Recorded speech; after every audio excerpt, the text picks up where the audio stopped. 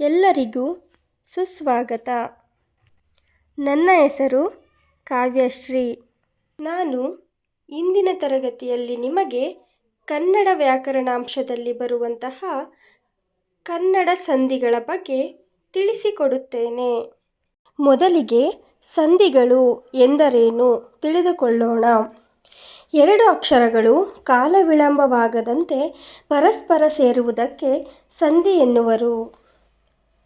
ಸಂಧಿಗಳಲ್ಲಿ ನಾವು ಎರಡು ವಿಧಗಳನ್ನು ಕಾಣುತ್ತೇವೆ. ಮೊದಲನೆಯದಾಗಿ ಕನ್ನಡ ಸಂಧಿ, ಎರಡನೆಯದಾಗಿ ಸಂಸ್ಕೃತ ಸಂಧಿ. ಈ ಭಾಗದಲ್ಲಿ ನಾವು ಕನ್ನಡ ಸಂಧಿಗಳ ಬಗ್ಗೆ ವಿವರವಾಗಿ ತಿಳಿದುಕೊಳ್ಳೋಣ.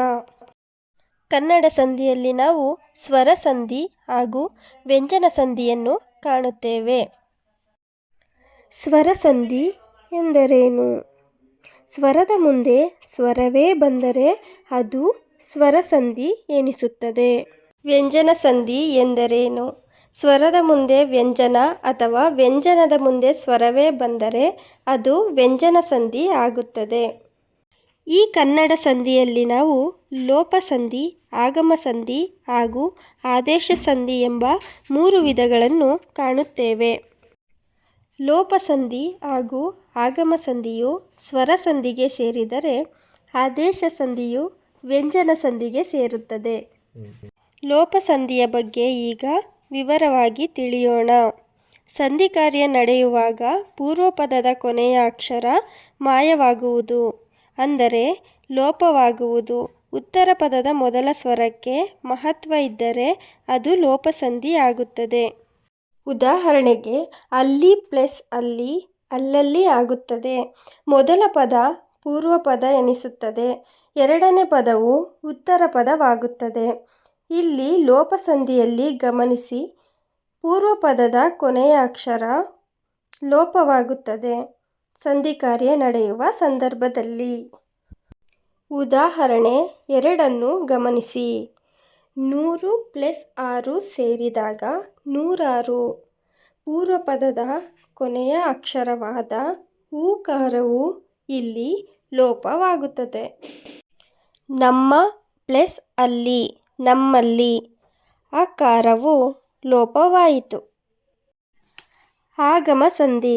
ಸಂಧಿ ಕಾರ್ಯ ನಡೆಯುವಾಗ ಯ ಅಥವಾ ವ ಅಕ್ಷರಗಳು ಆಗಮವಾದರೆ ಅದು ಆಗಮ ಸಂಧಿ ಎನಿಸುವುದು. ಉದಾಹರಣೆಗೆ ತಾಯಿ + ಅನ್ನು ಸೇರಿದಾಗ ತಾಯಿಯನ್ನು ಆಯಿತು. ಗಮನಿಸಿ, ಉತ್ತರ ಪದದ ಮೊದಲ ಅಕ್ಷರ ಆ ಅಕ್ಷರವಿದೆ. ಸಂಧಿ ಕಾರ್ಯ ನಡೆಯುವಾಗ ಆ ಅಕ್ಷರವು ಹೋಗುತ್ತದೆ. ಆ ಸ್ಥಾನದಲ್ಲಿ ಯ ಅಕ್ಷರವು ಆಗಮವಾಗುತ್ತದೆ. ಹಾಗಾಗಿ ಇದನ್ನು ನಾವು ಆಗಮ ಸಂಧಿ ಎಂದು ಹೇಳುತ್ತೇವೆ. ಉದಾಹರಣೆ 2 ಗಮನಿಸಿ. ಗುರು + ಇಂದ ಸೇರಿದಾಗ ಗುರುವಿಂದ ಆಯಿತು. ಉತ್ತರ ಪದದ ಮೊದಲ ಅಕ್ಷರವು ಇಲ್ಲಿ ಈ ಕಾರವು ಇದೆ. ಸಂಧಿ ಕಾರ್ಯ ನಡೆಯುವಾಗ ಅದು ಹೋಗುತ್ತದೆ. ಆ ಸ್ಥಾನದಲ್ಲಿ ವ ಅಕ್ಷರವು ಆಗಮವಾಗುತ್ತದೆ. ಗಮನಿಸಿ, ಇಲ್ಲಿ ಯ ಅಥವಾ ವ ಅಕ್ಷರವಷ್ಟೇ ಆಗಮವಾಗುತ್ತದೆ. ಮಳೆ + ಇಂದ ಸೇರಿದಾಗ ಮಳೆಯಿಂದ ಆಯಿತು. ಮರ + ಅನ್ನು ಸೇರಿದಾಗ ಮರವನ್ನು ಆಗುತ್ತದೆ. ಇನ್ನು ಆದೇಶ ಸಂಧಿಯನ್ನು ಗಮನಿಸೋಣ.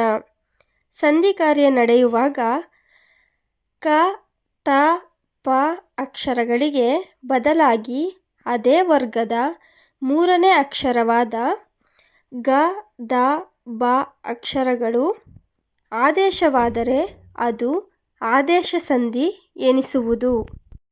ಉದಾಹರಣೆಗೆ ಮಳೆ + ಕಾಲ ಕೂಡಿಸಿದಾಗ ಮಳೆಗಾಲವಾಗುತ್ತದೆ.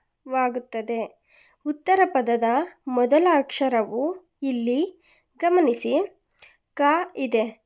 ಆ ಅಕ್ಷರವು ಸಂಧಿ ಆಗುವಾಗ ಹೋಗುತ್ತದೆ. ಆ ಸ್ಥಾನದಲ್ಲಿ ಗ ಅಕ್ಷರವು ಆದೇಶವಾಗಿ ಬರುತ್ತದೆ.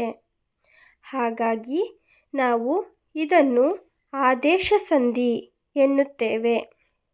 ಉದಾಹರಣೆ 2 ಗಮನಿಸಿ. ಬೆಟ್ಟ ಪ್ಲಸ್ ತಾವರೆ. ತ ಅಕ್ಷರಕ್ಕೆ ಬದಲಾಗಿ ದ ಅಕ್ಷರವು ಆಗ ಆದೇಶವಾಯಿತು. ಹೂ ಪ್ಲಸ್ ಪುಟ್ಟಿ. ಹೂಬುಟ್ಟಿ. ಪ ಅಕ್ಷರಕ್ಕೆ ಬದಲಾಗಿ ಬ ಅಕ್ಷರವು ಆದೇಶವಾಯಿತು. ಹೂ ಪ್ಲಸ್ ಪುಟ್ಟಿ ಹೂಬುಟ್ಟಿ ಆಯಿತು. ಬನ್ನಿ, ಕೆಲವು ಪದಗಳಿದೆ, ಇಲ್ಲಿ ಅಭ್ಯಾಸ ಮಾಡೋಣ. ಬಾಣವನ್ನು ಬಿಡಿಸಿದಾಗ ಬಾಣ ಪ್ಲಸ್ ಅನ್ನು ಬಾಣವನ್ನು ಆಗುತ್ತದೆ. ಆ ಅಕ್ಷರದ ಜಾಗದಲ್ಲಿ ವ ಅಕ್ಷರ ಬಂದಿದೆ ಎಂದಾಗ ಅದು ಯಾವ ಸಂಧಿ ಆಗುತ್ತದೆ? ಸರಿ, ಅದು ಆಗಮ ಸಂಧಿ. ಇನ್ನು ಬೆನ್ನು ಪ್ಲಸ್ ಎಲುಬು ಕೂಡಿಸಿದಾಗ ಬೆನ್ನೆಲುಬು. ಊಕಾರವು ಲೋಪವಾಗುತ್ತಿದೆ ಎಂದಾದರೆ ಅದು ಲೋಪಸಂಧಿ ಆಗುತ್ತದೆ. ಆಶ್ರಯ ದಾಣವನ್ನು ಬಿಡಿಸೋಣ. ಆಶ್ರಯ ಪ್ಲಸ್ ತಾಣ. ತ ಅಕ್ಷರವು ಹೋಗುತ್ತದೆ. ಆ ಸ್ಥಾನದಲ್ಲಿ ದ ಅಕ್ಷರವು ಆದೇಶವಾಗಿ ಬರುವುದು. ಹಾಗಾಗಿ ಇದು ಆದೇಶ ಸಂಧಿ ಎನಿಸುತ್ತದೆ. ಒಂದೆರಡು ಪದ ಬಿಡಿಸೋಣ. 1 ಪ್ಲಸ್ 2. ಊ ಅಕ್ಷರವು ಇಲ್ಲಿ ಲೋಪವಾಗುತ್ತಿದೆ. ಹಾಗಾಗಿ ಇದು ಲೋಪಸಂಧಿಗೆ ಉದಾಹರಣೆಯಾಗಿದೆ. ಹೆದರಿಕೆ ಪ್ಲಸ್ ಆದರೆ ಕೂಡಿಸಿದಾಗ ಗಮನಿಸಿ, ಹೆದರಿಕೆಯಾದರೆ ಆಯಿತು. ಇಲ್ಲಿ ಆ ಜಾಗದಲ್ಲಿ ಯಾ ಅಕ್ಷರವು ಆಗಮವಾಗುತ್ತಿದೆ. ಹಾಗಾಗಿ ಇದು ಆಗಮ ಸಂಧಿ ಎನಿಸುತ್ತದೆ.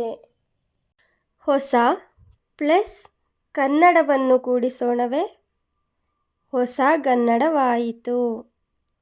ಕ ಕಾರಕ್ಕೆ ಗ ಕಾರವು ಆದೇಶವಾಗುತ್ತಿದೆ ಎಂದಾದರೆ ಅದು ಆದೇಶ ಸಂಧಿ ಎನಿಸುತ್ತದೆ. ಇವಿಷ್ಟು ಕನ್ನಡ ಸಂಧಿಯ ವಿವರಣೆಯಾಗಿದೆ.